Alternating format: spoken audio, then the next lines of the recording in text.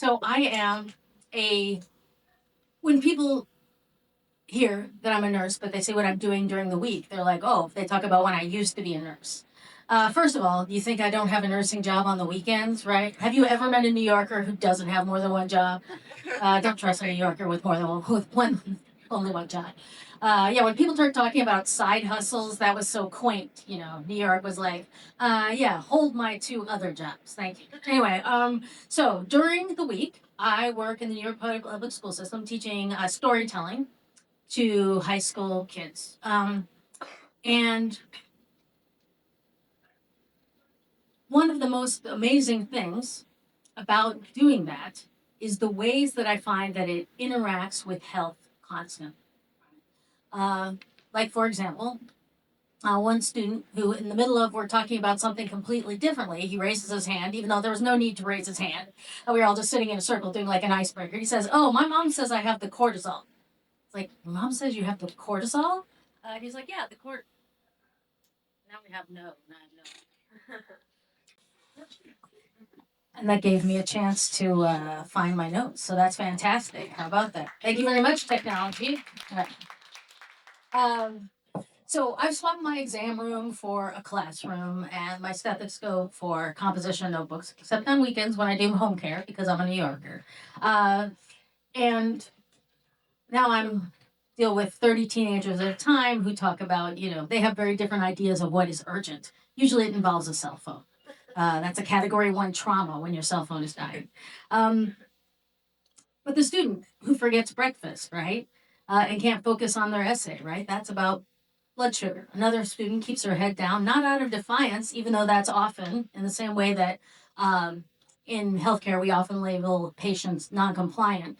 In the education system, we often label students non-compliant when they're just really tired, right? Or they don't have any place to sleep. They're sleeping on the couch. And how much sleep do you think you get on the couch, right?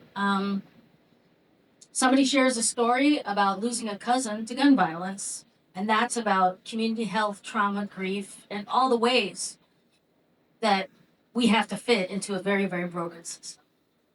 Even grammar, I would say grammar sometimes feels like triage, right? I cannot fix everything at once. Sometimes I feel like I can't fix everything. If we could just get the comma in the right place, Sometimes it feels like the comma is the only thing between total linguistic collapse. So the student who said he had the cortisol, and I realized, okay, I have to slow down. We have to have this conversation. And I was like, well, you can't really catch cortisol. And then I stopped myself and I was like, kind of you can, right? The whole ecosystem of anxiety, about rent spikes, sirens at 3 a.m., snap being cut off, metal detectors at school. Don't even get me started on metal detectors at school. And his shoulders dropped in relief. I mean, partly because he felt understood and also because he thought like, oh, I don't have a Victorian disease with a strange name. So my job officially is to teach storytelling. But the truth is that every story has a pulse. What I'm actually doing is helping students narrate their lives in ways that reveal the strengths that they already carry. New Yorkers get a reputation for being tough. I think we are tough. But I keep discovering that the real toughness is quiet. The resilient to wake up, show up, and name what's hurting you. What I have to offer the city is not my expertise, not my outward expertise. It's the ability to help people see their own capabilities, their own patterns of surviving, and their own brilliance. They tell their stories and suddenly they realize they've had strengths the whole time. Now it sounds like the Wizard of Oz, right? You had the home within you the whole time. And that they had strength that no diagnostic code could ever capture, right? Is there an ICD-10 code for being a badass? One student wrote about an uncle who refused to go to the doctor because men don't need checkups. His last line was, he died because he didn't care. He died because he did what he taught. That sentence hit harder than any peer-reviewed article we could ever hand out. It reminded me that lived experience isn't just anecdote, it's data with a heartbeat. Honestly, if journals publish half the things my students say, researchers would be out of a job. And I write that line and I'm like, yeah, but let's not put researchers out of a job. Too anti-science right now, right? Say that. But sometimes my work happens outside of school hours and not even in the homes I work in as a nurse during the weekends. Like the night I got a 12:40 a.m. test from just somebody I know from the community, a trans person I know from the community. And I got the text, says, sorry, I'm late. It's late. I think I might need to go to the ER. Providers, if somebody texts you at 12:47 saying, do I need to go to the ER? What is the answer usually? 100%. Yeah, 100% of the time it's like, yes. The person's really looking for you to say, like, oh no, it'll be fine. Wait and go to urgent care. And always it's an ER situation. So it's classic New York timing. Crises always wait until the trains are running every 27 to 48 minutes. Translated from MTA to English, which is like whenever they're going to run. And I said, okay. And I could tell that this person was so worried, right? As a trans person, they had been so traumatized by life, but also by the medical care system itself, right? And I said, okay. They were worried about being able to advocate for themselves, and I was not in a situation where I could meet them at the ER. I said, okay, before we talk any of what you're going to do, before we're going to talk about strategy, I want you to tell me about a time you stood up for yourself.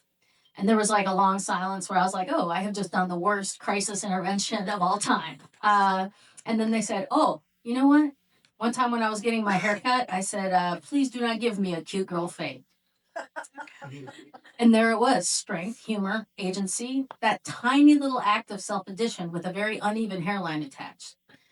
And I said, that's it. That's it. That's the energy. Take that energy into the ER. You don't need medical jargon. You just need that same, like, let's work together.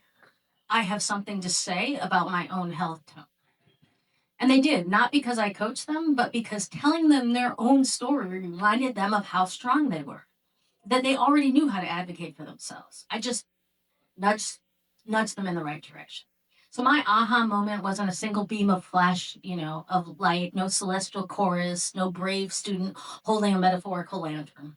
It was a slow, steady realization that every time somebody tells their story, whether a teenager talking about their grandma's diabetic medication or a scared trans kid trying to get urgent care, they locate their own strength. And my job is just to hold the flashlight while they look. So yeah, I'm a teacher or an educator. And yes, I'm a nurse. I traded my stethoscope for a stack of composition books and a phone that apparently never sleeps. Turns out all three are pretty good for listening. Thanks.